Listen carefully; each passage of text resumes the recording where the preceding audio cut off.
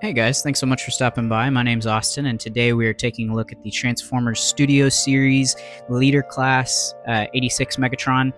This is a much anticipated figure, especially after how good the 86 Commander Class Optimus was. I will say I'm not one of the people that's totally cool with him being a tank. I understand the reasoning behind it, but I think labeling him Studio Series 86, the movie Megatron, he's not a tank in that movie. He's a gun. We even see it in one of the accessories. But anyways, I personally would have much preferred. I don't know. I understand that it is very difficult to release a gun in this political climate. It's a kid's toy. I don't want an orange tip on my Megatron, but this isn't a great option for me, but I still think it's a really solid figure, and it's a really cool tank design. So, you kind of got to, take what you get from it. It's not perfect, but I'm excited to talk about it, excited to get into it, and we'll see how good it is. But let's go ahead and take a look at the box before we move on. Pretty standard Studio Series box. I really like this kind of new version that they're doing. I'm glad we've got the windows back. We have some art from the movie and some stuff. It's interesting to note that he's 54 steps. You can even see, too, they have weapon storage, which is cool. Weapon storage on the tank as well. You don't really get anything else, just Transformers the movie, Megatron. A little bit of light can come in from the top, which is nice. But yeah, that's, pretty standard box. So now we'll get into the aesthetics. I would say aesthetically, there really aren't many concessions made in terms of the design to make it work for a tank. They did a good job of including the barrel on his back. It is a detachable piece that just goes onto one of these pegs, but I think that it still works. And then we'll get into the transformation a little bit later and see how that all shakes out. But I do think overall he's very solid, very blocky, and he does fit in well with the rest of the 86 figures, especially Optimus. He definitely kind of carries that imposing look.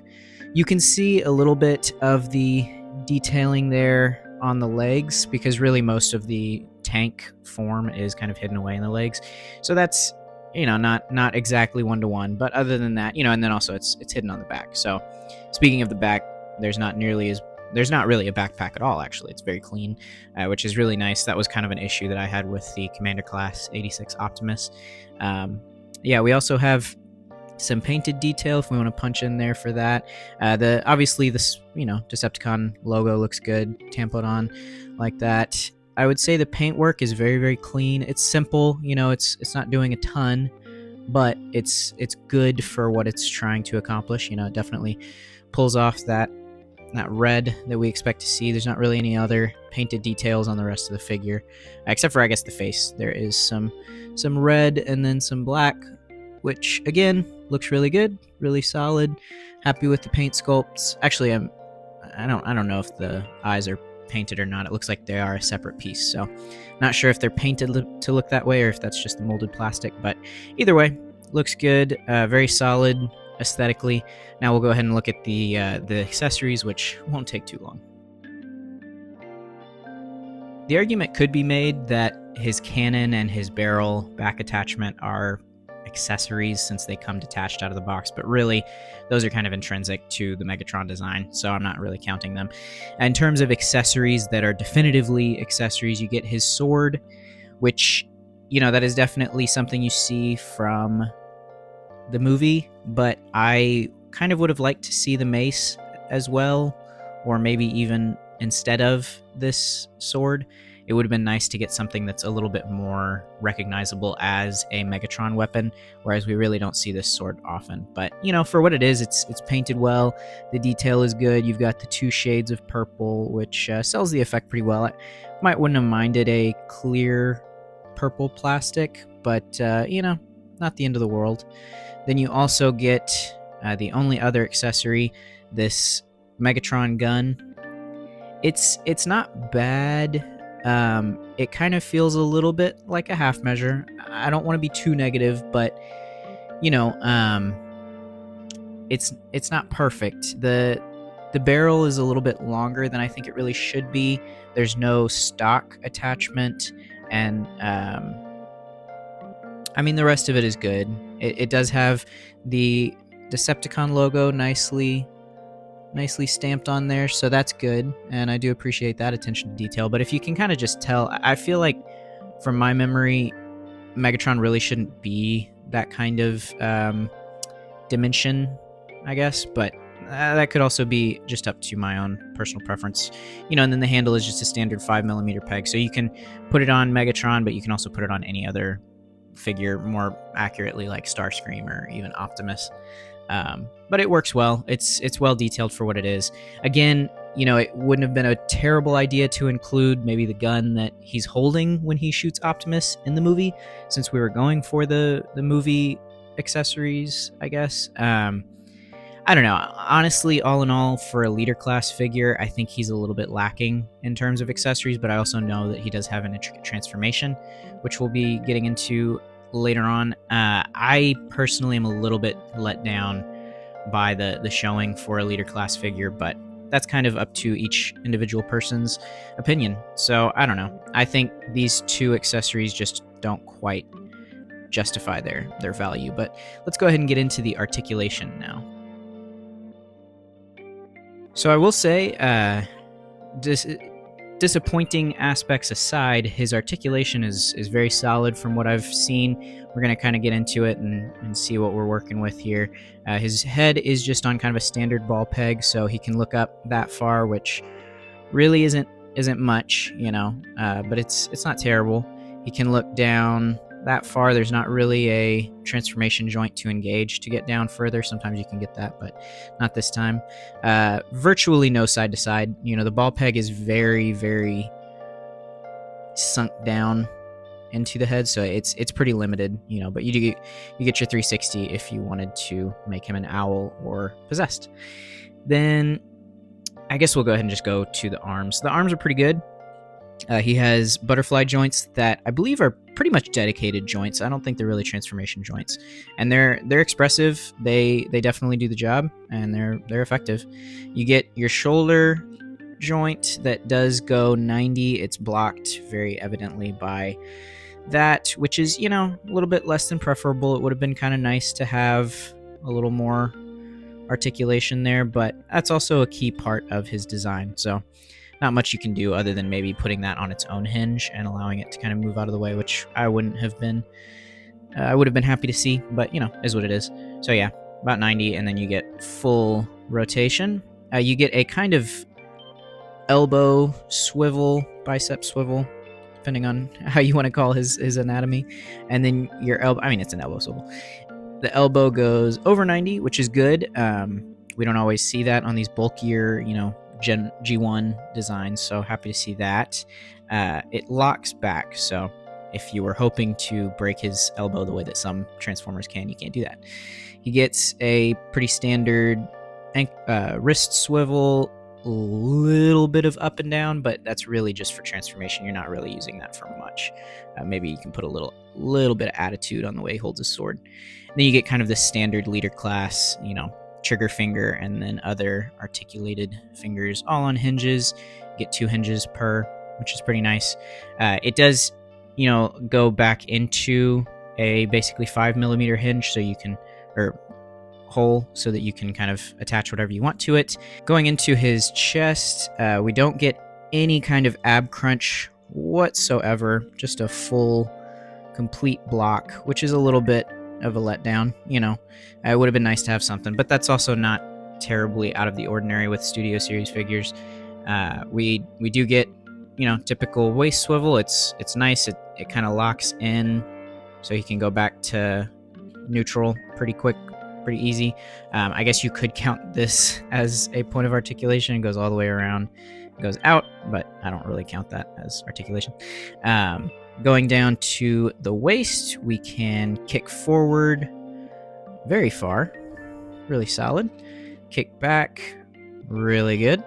When you're dealing with robots like this, it's usually a little bit easier to get some more range out of the waist because you're not dealing with human anatomy. The side skirts get out of the way, and you get full splits. If you would like to get If you would like to get Megatron into a Van Damme, you can. That is your prerogative.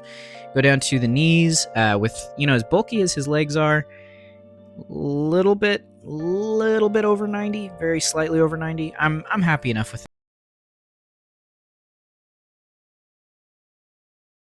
the ankle. Really good ankle pivot, and you can go very far up, which is really nice. Really like how far up that goes, and you can go. It's kind of a weird down, but it is, that's going to be effective for some poses, especially for figure photography. You're going to be able to get some range out of it that I, for one, wasn't totally expecting. But it's really nice. It's very expressive. It's very natural. Kind of has a little bit of detail on the inside. So the feet are definitely expressive. The waist is very effective at what it needs to do. It's nice to have butterflies on a transformer. They're not always there.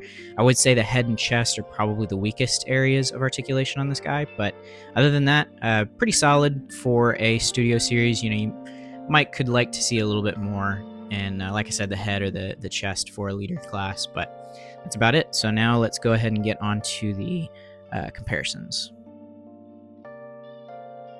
So for comparison, real quick as an aside, in general, I'm kind of starting to move away from comparisons. I try to keep it simple because it's honestly just a lot of work for me. The place where I store and display my action figures is not the same place where I record my videos.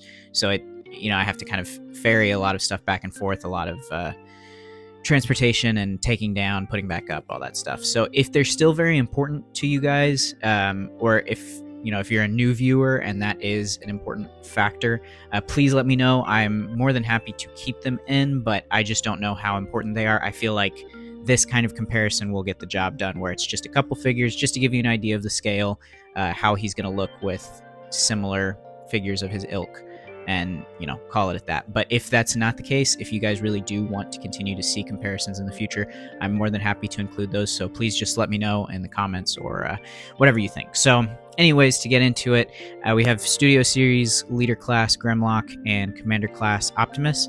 Now, I thought these were good comparisons because, for one thing, they're both 86 figures. I also think it's kind of just funny how this is a commander class and this is a leader class and this is a leader class, and the sizes are completely different. This leader class Grimlock does feel a lot more lightweight, a lot more empty plastic. This is a bit more stout, a bit more stocky, and this is, he comes with the big trailer and all of the extra stuff. I would say, as far as value for money goes, these being the same price, I'm not going to complain too much, because you don't want a Megatron that's this big. That's not really accurate to scale.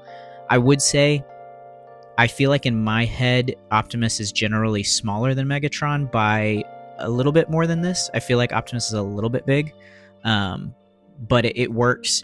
I think Commander Class might have been a little bit much for this guy, but he is a really good figure, and this is actually the MD005 third-party version, which is infinitely better and infinitely cheaper. But anyways, that's kind of all I have to say about the scaling and the pricing and everything. I think it's a little bit, I don't know. I don't know if he really justifies the leader class costs. I'm more happy to pay $55 for this kind of size figure than this, but at the same time, you can't sell. He is the leader of the Decepticons. He has to be a leader class, and he needs to be the right scale. So I don't know. The argument is there, and if you guys want to discuss, I would be more than happy to talk about it in the comments, because I'm kind of curious what the consensus is. But that's all I've got for comparisons. Now I want to go ahead and jump into the transformation, and we'll talk a little bit about the alt mode.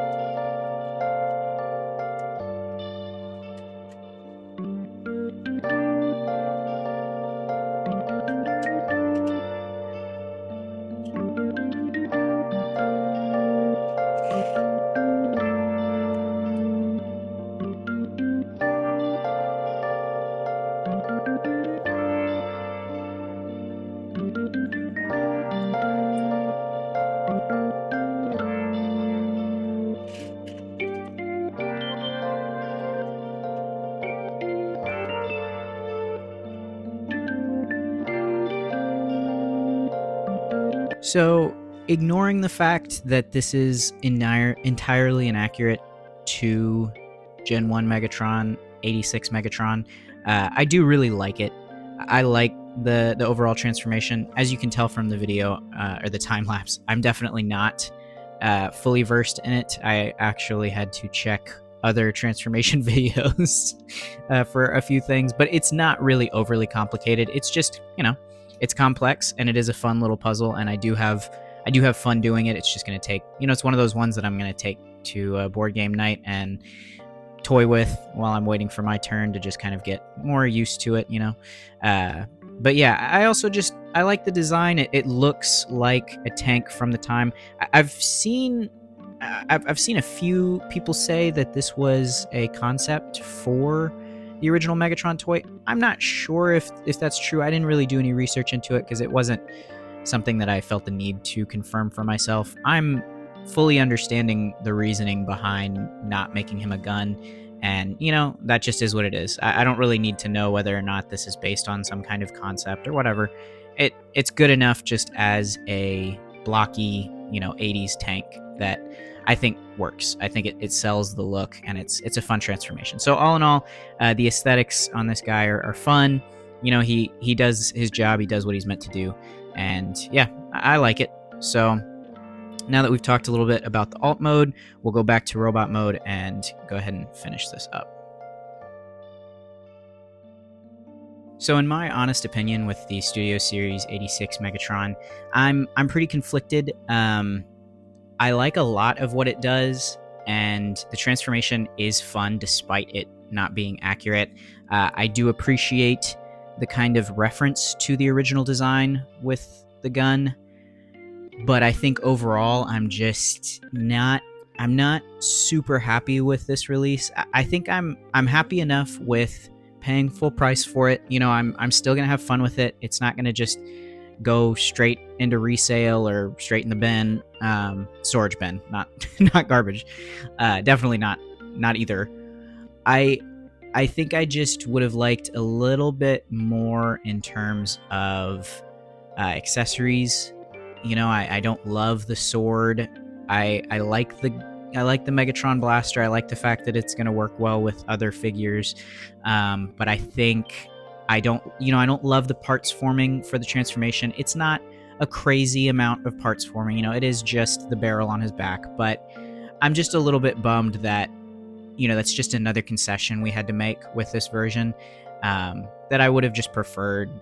I would have liked to have the original gun version of Megatron.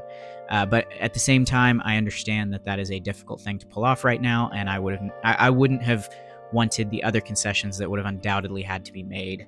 You're not going to put a Walther P-38 in its very, gun-like form on toy shelves. So I understand that concessions had to be made. I'm just still a little bit bummed about it.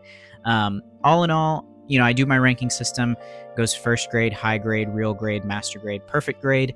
I think, I'm waffling between real grade and master grade, and I think I'm going to have to go real.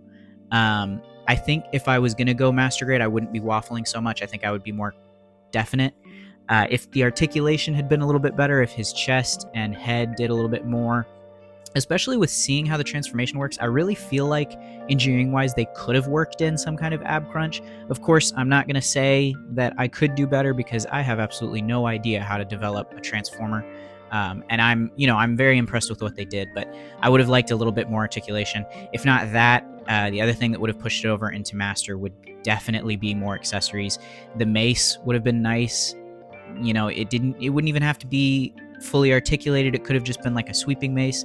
The blaster that he used in 86 would have been nice. Maybe a blast effect for the cannon would have been awesome. MD005 comes with a blast effect for its fusion cannon, and that's not even its original. That's an extra thing that was just packed in by the company, which is really neat. So, I think overall I am happy with this figure. I just think it's not quite what it needs to be master grade, and it's definitely not perfect grade. So, what do you guys think of this figure? If you have it, do you think it lived up to it? Are you skipping on it because of the issues that I have, or do you have your own issues? I'm curious to see what you guys think, and hopefully you guys enjoyed the video. And all right, have a good one.